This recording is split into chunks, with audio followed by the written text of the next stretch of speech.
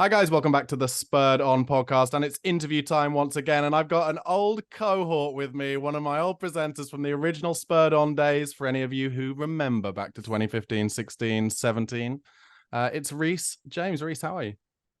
Good, thank you. Of course they remember. Come on. Do they? Of course they do. People still mention it to me at Spurs. Yeah, that happens a little bit, but I think with you it'll be more because since Spurred On, you've gone on to become super famous, Mock the Week and everything else, guys. So tell us what you've been up to. That's right. I've become the most famous person in the world. So it's very hard not to just be like, oh my God. And I remember the Spurred On days now that now I'm Hollywood. I've not been up to anything, mate. Okay. I went to the football last night and that's it. Okay. I've done nothing. The saddest thing You mean, the saddest thing I can think of is back in the Spurred On days, I was able to pay you, and for this, I can't. no, exactly. Yeah, I mean, that's the first time hearing of that, but that's a shame. Yeah, you don't have that sweet Fremantle cash flowing That's in. right. Should say for anybody, we used to get asked a lot of questions like, what happened to Spurred On, or how does Spurred On exist? And we were funded by Fremantle Media, the behemoth that makes the X Factor and Neighbours. And other things. And then they ruthlessly pulled funding one day and got rid of us, even though they felt we made the best content. It was a sad day. Just after we lost 1-0 at home to Leverkusen, I went back and saw the other day. Oh, what? That was the last ever video? The last ever video was at Wembley. We lost 1-0 at home to Leverkusen. And then we just, like the next day, it stopped. Oh my God. Bleak. Although there's certainly been some years recently where I think it was better. It was probably bad for money that Spurred On didn't exist because, any kind of negativity always drives clicks. True. But it was certainly good for us that I didn't have to be going and talking about Conte every week. Exactly. I've lost my mind. Exactly. And I'm getting accused of this. I'm actually getting accused of bringing back this brand and the podcast because Spurs are doing well. And I say, absolutely right. Absolutely right. Because Ange's here. That's the only reason. So, but your counterpoint could be, yes, it's very fun to talk about it while we're doing well, but it doesn't get nearly the traffic that it would if we were doing badly and you were freaking out. You've just started cut a bit, Rhys. Yeah, likewise. I heard the word cut about 8 times there from you. I don't know what's going on with Zoom, man. Is it? I'm going to have to say Zoom for me is usually fine. Yeah, I don't know what's happening, but I've got all full signal.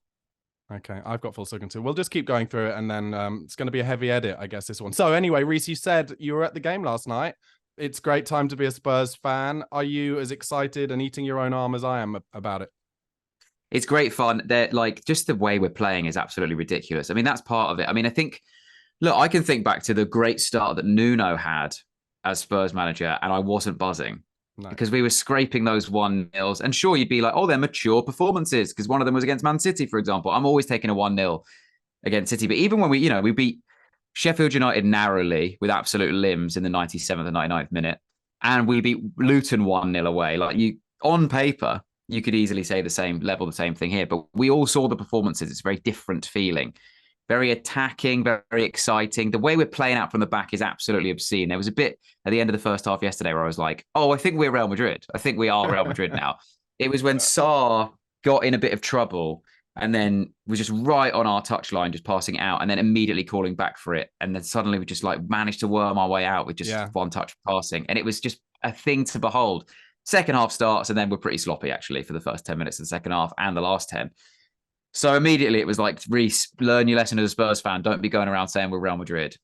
Okay? Yeah, it was your fault. You jinxed it. It was my fault. It was absolutely my fault. And that's sort of how I feel long-term about the season. Is, I don't accept that we're in any kind of title race until April.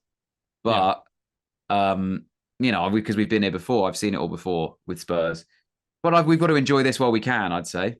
Absolutely. Are you willing to discuss whether this style of play is akin to or maybe even better than under Poch? It feels a bit reminiscent. I don't know that I'm going to yet say that it's better. It feels pretty reminiscent of but we were talking last night, me and my brother and my mate Jamie, who I go to the game with, at halftime of who we need to bolster. And I think it's pretty obvious. Everyone kind of agrees. Like, we could do with another centre-back. If James Maddison gets injured, we're absolutely screwed. Yeah. And arguably, we need a striker. That those are probably the minimums. I mean, then look at like what happens if Udogie gets injured. He does so much more than he gets credit for. But anyway. No, that's totally true. Actually, when he went off quite early in the second half yesterday, you really noticed the difference in how he takes the ball under any pressure in midfield on either side. And it's like he can play any position. He's unbelievably impressive. And he's often the one doing the highest press. Often you're like, that's our left back. What's happening? But he also, the amount of interceptions he does that just spark off a big attack that leads to a big chance. But one of the things I was like, the player I really want us to get is sort of 2016 Dele Alli. In this team, I want Dele Alli to return to former glory anyway. I know. It's so sad. I rewatched the Leaving video the other day. Oh my God. Oh my God. It's devastating. Once I was 7 years old. He's actually the only one who got a proper Leaving video from Spurs. Was there not Harry Kane? There must have been a Harry. I guess there was, but it didn't feel as emotive. Like the Dele one was a genuine tearjerker. Yeah. It was kind of horrible. Yeah. But it was like amazing memories. It was just so sad what's going on. I guess because the circumstances under which he left were very different to anyone else. Sort of forcing out a move a little bit more. Whereas Dele, it was just like, look, we've got this. This is untenable now. Yeah. But yeah, I think we could. I'd love a player like that making runs like he used to make in this team. God, I mean, like, what an option to have that would be. I think one of the exciting things now is I think the signings that we're making or that we've made since Ange came in, it really feels to me like he is only accepting players from, I guess, the recruitment / data team who he knows has the attributes to play in the roles that he needs and to the style that he plays. So I do feel like if there is a young player around at MK Dons or some equivalent available for 5 million who has the attributes that Ange wants, it doesn't matter what age they are, he will get them in. And I do feel we'll get more exciting players in and I think for the first time in 5 years, good players will want to come to us again because they see how good he is at coaching. So, I mean, even not just because we're top of the league and may go 5 points clear top of the league on Friday. I think there are a lot of exciting things that Ange is bringing back to the club that are reminiscent of the Poch era for sure. Yeah, and if you just look at the way James Maddison has embraced the badge in that, like, he sort of feels like, and it's proper coys is the phrase, isn't it? But it feels like he's so Spurs immediately. He said, was it last night or a couple of nights ago that he was talking about just how Spurs are just a much bigger club than Leicester. And it's sort of like, obviously that's true, but it's not really PR, is it? It's not really media trained football chat. That's it's a bit disrespectful about him. Yeah, it's outstandingly disrespectful, and I'm here for it. I think is the but phrase. That's how Spursy is immediately. And you think there's no way if we get Maddison under Conte that he's this Spurs straight away. The culture has completely changed of a sort of like, this is a great team to be part of all of a sudden. It's not just I'll be a good individual player, get in the England squad. It's none of that. It's like as a group again, which is what we had under Poch and haven't had since. Yeah, and I think Maddison is a bit of an outlier because I think he had the opportunity to go to Newcastle and he could have got more money at Newcastle and he'd be at the Champions League at Newcastle. And then there were also rumors that Man City are interested. And I think he looked at it all and he was like, where will I go? Where can I go where I will be absolutely the main man? And he's like, he looks at Spurs, he's like, oh, they haven't got anyone creative in the whole squad. I can go there. I can get a box. I can get someone to paint it. Have you seen that? That's so mad that he's got someone to... I haven't seen that. Oh, right. There's a video where he's got his own private box at the ground and he got this artist he likes to graffiti all over the walls. It's just huge pictures of himself and his kids. It's so Maddison. He loves to be the main man at a roast dinner, so of course he's got a graffitied box. That's it. He's like actually, yeah, and like you said, like just reminiscent of Dele back in the day. There's a definite team work and team unity about them, and they will like, yeah, just like having a laugh with each other. It's very weird to me to watch it all after the last few years, where I have to admit, like, I kind of, when Mourinho came, I was like, maybe we do need Mourinho, and when Conte came, I was like, maybe we do need Conte, and for a while I was like, and then very quickly, and actually last year, the games anymore. I had, and I didn't go a lot. Yeah, sorry if there's a delay here. It's because of everything. I heard everything you said, but I heard it about 6 times. Yeah, I know you've just cut out about 6 times too, but let's just go for it. But basically what I said was, importantly, is that last year was so bad that it's just a joy to have this now, because I didn't even turn up last year. Yeah, I was getting a bit disillusioned with it. I mean, like, I've had to miss loads of games because of tour shows, but it was like often I would miss a run of games and it would just be like, well, what a load of great games to miss. and get your money back on the ticket and all that sort of stuff. Whereas this season, I had to miss the Liverpool game, for example. I was there. That was and it was, yeah, a little bit gutting that actually. I'd only been until last night. I'd only been to Sheffield United. And so I missed the Liverpool one and I watched it on an iPad backstage. And the final whistle was about 1 second before the show started. So I went on in an absolutely insane energy. Did you have to do the comedian thing of I have to mention why I'm so buzzing at this point? No, I didn't. Because I just thought I was in Shrewsbury. I thought they don't give a shit. But I was like I was so amped. It's like I just watched Uncut Gems. I was just so tense and amped and just being like, oh God. And then it was fine. The show was fine, but it did suffer. The show. So I thought it was going to be like the best that Shrewsbury might ever see. Oh, definitely the most energetic performance they've ever seen from anyone. But they didn't really match that energy. Right. And so you said you're unwilling to say that we could be in a title challenge, but so put your realistic takes head on. What is possible? Given what the sort of predictions were like from everyone at the start of the season, I think top four would be absolutely sensational still. Yeah. I think it will. I genuinely think already top four will look like a bit of a damp squib because for some reason after 9 games, everyone's going, oh my God, Spurs, they're in a title race. They're the best team in the league right now. And you go, yeah, right now it's 9 games, long old season, 1 or 2 injuries and we're absolutely screwed. But I think top four, I mean, like no one had us near. People were saying we were going to come 10th. Some people saying bottom half. A couple of people saying relegation battle without Harry Kane and this new manager no one really knows anything about. So I think that, I mean, I'm pretty happy with just the ride so far. That was the main thing about Conte. Is it didn't even matter. Like when we came fourth, it was exciting at the end, but it didn't even really matter that much because there were no good moments during the game.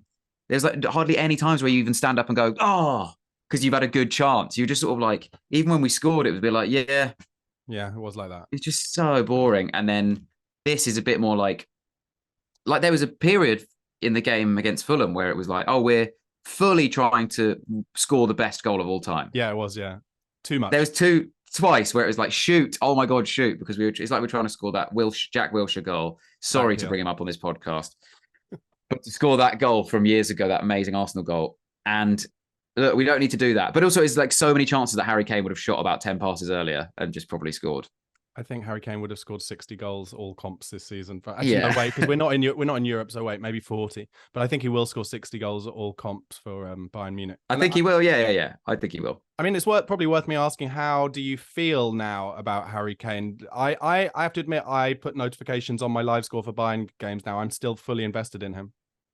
Do you know what I did at first? I watched a couple of Bayern games at first and I was really invested and I really cared. And I still thought I'm going to care about defending his name for England to all the sort of fair weather fans who don't really understand football, who seem to think that he's a penalty or tap-in merchant when he is the most well-rounded footballer I've ever seen.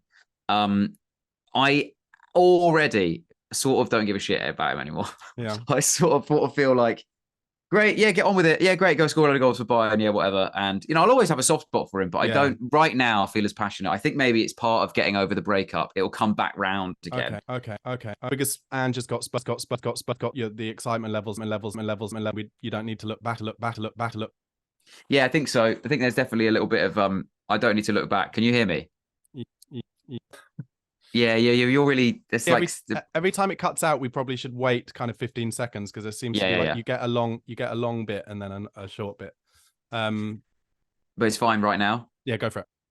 I think also just the way that Son has stepped up, not just as a player, but as just sort of like an ambassador for the club almost. It's almost like he has been an understudy in waiting this whole time, which is unfair to say about his footballing ability. His record was insane with Harry Kane there, obviously. But it's like he's gone, yes, finally, I can be the captain and I can, show what I really feel about this club. And he's doing it in such an amazing way. And clearly, what a great shout because everyone loves him. All the other players love him and will look up to him and, happily listen to everything he's got to say. It's so true. I mean, I think we're incredibly lucky that somehow we've chanced upon this manager who's taken his whole career to get to a point where he wants to be, and suddenly all that is experience is benefiting us. And I think that captaincy choice is exactly that. 100%. Yeah. And even the sort of Romero and Maddison being the other two. Yeah. Like, I think it was talked about a lot at the time, but it being a completely new era, it's kind of shaking off the perhaps toxic past God, it was so toxic. But even, I'll be honest, even the way Eric Dyer's responded to all of this, I'm pretty, I quite like. It's pretty professional. Very sad moment in that video the other day where he said, "No need to film me." But I still think that's like a level of self-awareness is quite rare from a footballer. And I don't think he is doing a sob story. I think he's just being a bit like, "Oh no, I know where I'm at right now." I think everything's been made very clear to everyone. It seems that no one seems to be that fussed about it. I mean, like, personally, Højbjerg gets loads of stick when you're at the games from the fans. He certainly did last year for passing it sideways, passing it backwards, which is how the game of football works. And certainly his role. Now, I would not want to sell Højbjerg. I mean, I would. He's an amazing squad player. What a great player to be able to come in and start last night. Yeah. But I get if he was like, no, I want to play in the Champions League and I could start somewhere else. I completely understand that.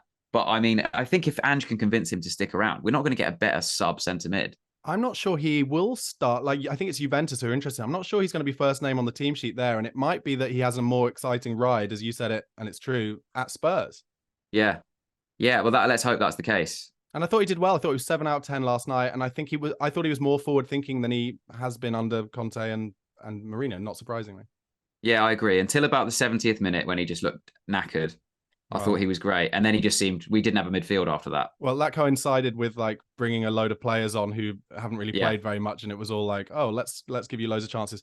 But I don't mind that. Okay, so I've got you. I'm going to put this out, I think, tomorrow on Wednesday. So I'm going to ask you about the Palace game Friday. Have you got that? I'm a Spurs fan. It's too good to be true. We're not going to win this game feeling. Yes. All I talked about last night is how I'd much rather play Spurs. All I talked about last night is how I'd much rather play Palace on a Saturday lunchtime than under the lights at Selhurst Park, where it's a bit of atmosphere. It gets a bit fiery down there, doesn't it? So I'm not loving the idea. I'll be going on stage in Newbury at the Corn Exchange. So once again, but I'll miss the whole thing, actually. So it won't be like I go on with any kind of energy afterwards. I'll just be on with the nerves on stage, just thinking, for fuck, what's happening? You don't have an Apple Watch that you're going to get notifications on during the show. I can't. I've done it with England games before where there's literally been an iPad on the stage and I've just been watching it while doing the show. But it's awful stuff. But I'm not going to do it with a sort of Spurs, the 10th game of the season, you know? Okay. But yes, I absolutely do feel like we will drop points because I'm going to play the counterpoint. So we beat them in a night game 4-0, I think, last year. And they had Zaha and Elise and Eze fit for that, probably.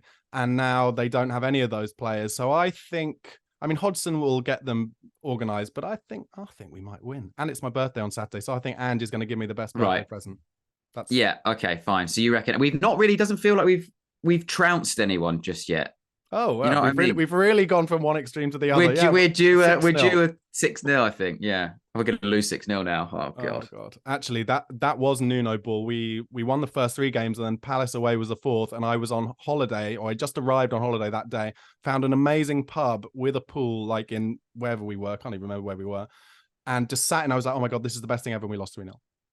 Yeah, I was at a funeral. Good day. Good stuff. Happy days. But overall, to conclude, what a time to be alive again. What a time to be talking about Spurs again and to be able to walk through the streets with our heads held high.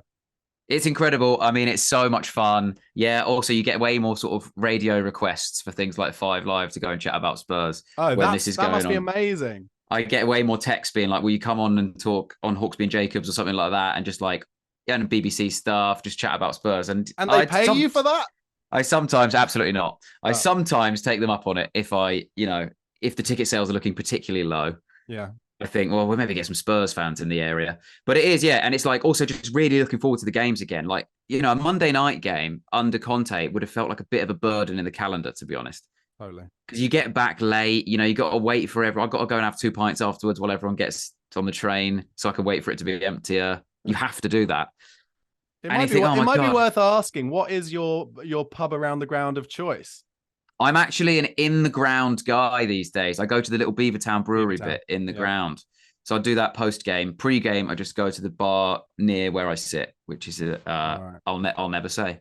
Good choice. No, don't tell anyone. You never know. All 100 of the subscribers to this podcast might just. I'll be hounded. You'll be hounded. Okay, and let anyone listening know. So you're in Newbury and you're on tour, and anything else that people can see you on? Yeah, don't come to the Newbury one because that's during the Spurs game. So you've got to support the Spurs. Otherwise, I've got about 8 tour dates left, I think, of the whole tour. So just go on my website, rhysjames.co.uk, if you want to check any of those out. I think there's a couple of tickets left in places like Manchester, but you don't live in Manchester. You support Tottenham Hotspur. You just never know, though. It's the internet. You just never know. Yeah, and also with how we're playing, maybe we're getting all sort of worldwide fans these days. You might well get someone in Manchester who's flown from Australia, having listened to this because they support Spurs because of Ange. Yeah, yeah, exactly. That's how it goes. Rhys, thank you so much. Yeah, thank you so much for coming on, guys. Make sure you go and check Rhys out, and if not, his social accounts are mad full of his stand-up and Mock the Week clips, and they're all very, very funny. So check them out. Rhys, I'll speak to you soon, guys. Come on, you Spurs.